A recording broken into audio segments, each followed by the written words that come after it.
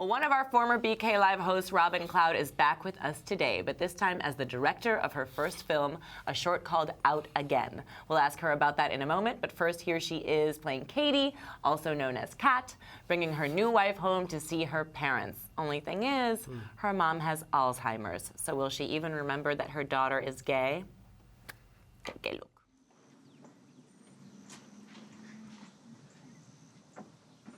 Katie? What are you doing here? Hey, Mom, where are you headed? To a funeral? Whose funeral? My mother's. Open the door. What? Just unlock the door there.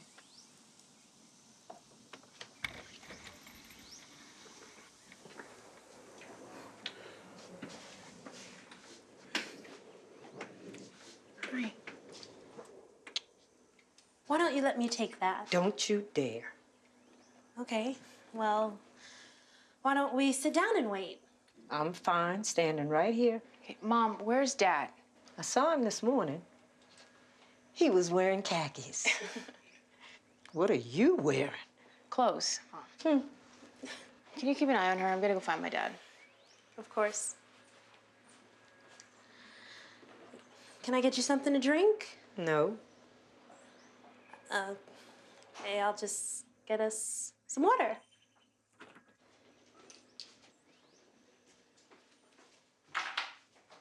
Do you like flowers? Let me show you my flowers.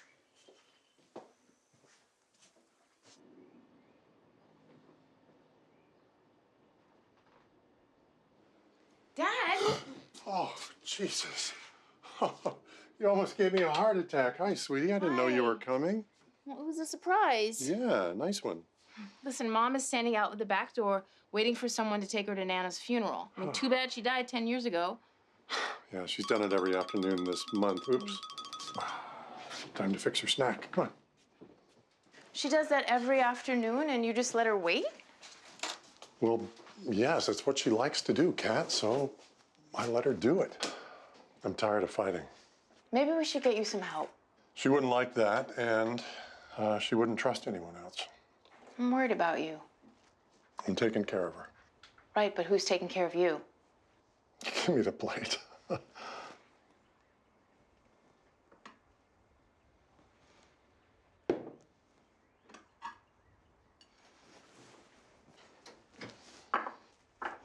don't think she remembers Liz. Can you just tell her that she's your roommate? What? Why? She doesn't remember that you're gay. Oh my God, you've got to be kidding Can me. you please just not say anything? I just want some peace. Okay. It's fine. Thank you. So dark in here. What? In the closet.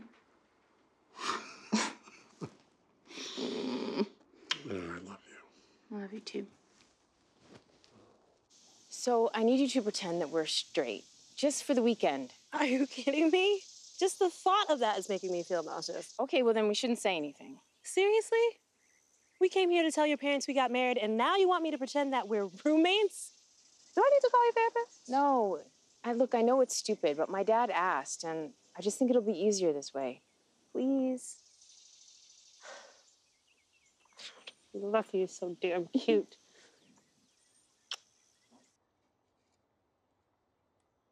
Gilbert! Uh-oh. I got something to tell you, Gilbert. Uh-oh. Awesome. So that was a clip from Out Again, but now, right here, where she used to sit in one of our chairs as host of this little production, here's comedian, actor, and now first-time director, Robin Cloud. Welcome back, as we say, to BK Live. Thank you. Thank you for Hot having seat. me. This is so weird being on the How other is that side? I don't know. Do you want a paper in front of you? I know, I feel just like to I make need, you like, Stuff. feel Wanna take more some notes? secure, right? I asked myself the question. Listen, it's been like old home week since Robin came through the door. Like everyone in the crew and in the booth and all this stuff. It's like, we're happy to see you back, but we're happy to see you succeeding Here. more than Thank you. anything. Thank you. So success it is. Was this always going to be the jump to directing? Because I know you're an actor, you're a comedian. I think you're so. a writer. Yeah? I think so. It was sort of like a slow burn. You know, I was a film major in college, and then sort of got into stand-up and improv, and sort of found my way back now to film. So here I am. So you bit off a nice little slice of life for your first production. There's Yes. early onset Alzheimer's. There's Yes. coming out of Just the light stuff. closet. and Yeah. hilarity ensues. Yes. Yeah, I tried. So Out Again was a one-act play that I wrote about 5 years ago, and it premiered in the Fresh Fruit Festival. And then after that, we had a talk back, and people were talking to me for like 2 hours about the play and about their own experience with Alzheimer's. And I thought, oh, this would be a really great film, potentially, and have a wider audience. So years later, I turned it into a film script. And so here we are. What was that adaptation process like? You know, it's really hard to write a short film. Every page, every scene has to be extremely tight. Yeah. And so I ended up writing a draft, and then I found a producer, Jessica Devaney. She's been wonderful, and she read the script and loved it, and then she had a contact with Refinery 29, and they invited me to be a part of their Shatterbox anthology series, which was for new up-and-coming female directors. Which is a BFD. It was a BFD, it's but still, yeah. Listen, you talked about it just briefly, but anytime you do touch on one of these things, everybody has a coming out story. Yes. If you've come out. And everyone who's been touched by Alzheimer's has this whole dialogue that they could go into you with. So, like, sure. I can imagine how much that would have been a job to keep in the constraints of a short film. But is there a plan to sort of expand it? You want to renovate and make it a two-family house? I would love to make it a two-family house. Yeah. Yeah. And I mean, my goal is to turn it into a feature. And so I'm looking for partners now to join that team and see what we can do. Oh, I think I hear the phone ringing. So Robin is taking on partners. If you got $500,000 burning up your Yeah, pocket, you know, or want to make a little donation. get into the movie She's business. already Ah. being called a pioneering voice in the LGBTQ filmmaking world. What's that like? That's amazing. I still flabbergasted. I mean, we premiered on Wednesday. With a New Fest series that they do. They have a monthly series at the LGBT Center in Manhattan. Yep. And that was the first time that I was able to sit in the back and like watch people watch it, which was great. You know, Have just the like reactions How and nauseous all were that. you going into I it? was very nauseous. I was pacing, you know, doing the thing I do before stand-up, you know, pacing around, walking back and forth. process. Yeah, but then Shakira, who played my wife Liz, she was in the back with me, and we were just like squeezing each other, like.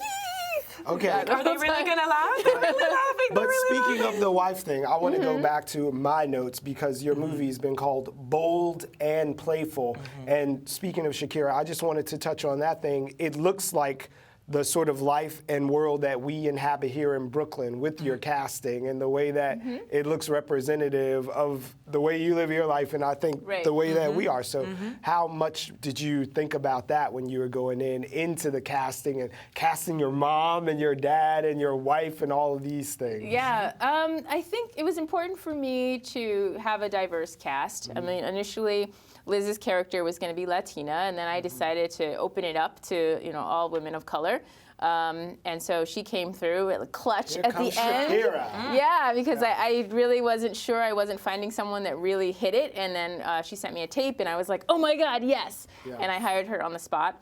And same with Madeline. And then with Jay, he is amazing. He came in and did Jay's the dad. Jay's the dad, Jay Potter, yeah, and he came in and did an audition in person. And all three of us were crying after he did his audition. I was like, oh, okay. So, yeah, you're the dad. That's so amazing. he really pulled the heartstrings there for us. It was great. I always wonder about this. What were some of the unexpected challenges starring in the movie and being behind the camera? So being in front and behind the camera. Yeah, well, some really great advice that I got beforehand was to have not only a producer, but a creative producer. And I can give a big shout out to Jessica because as I was directing the other actors, what we would do was have a setup and we'd have a stand-in and she would do my lines and do my actions. We would watch that and I would be happy with that. And then I would go in and do my performance with the rest of the cast. And then Jessica and I would watch it. And so Jessica could look at me and be like, okay, maybe let's do it again, to give me feedback.